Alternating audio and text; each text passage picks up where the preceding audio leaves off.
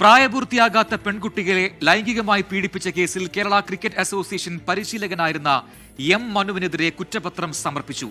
4 കേസുകളിലാണ് കുറ്റപത്രം സമർപ്പിച്ചത്.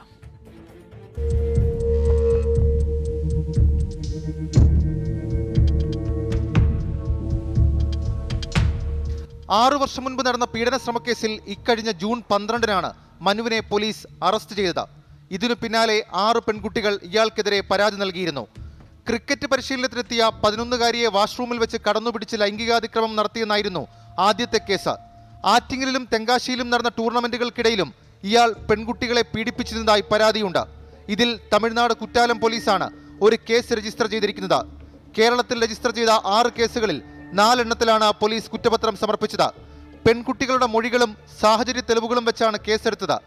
മനുവിന്റെ മൊബൈൽ ഫോണിന്റെ ഫോറൻസിക് പരിശോധനാ റിപ്പോർട്ടും കുറ്റപത്രത്തിൽ ഉൾപ്പെടുത്തിയിട്ടുണ്ട്. KC ആസ്ഥാനത്തെ ജിമ്മിലും ശുചിമുറിയിലും വെച്ച് പെൺകുട്ടികളുടെ ചിത്രങ്ങൾ എടുക്കുകയും ഉപദ്രവിക്കുകയും ചെയ്തുവെന്നും പരാതിയുണ്ടായിരുന്നു. 24 തിരുവനന്തപുരം.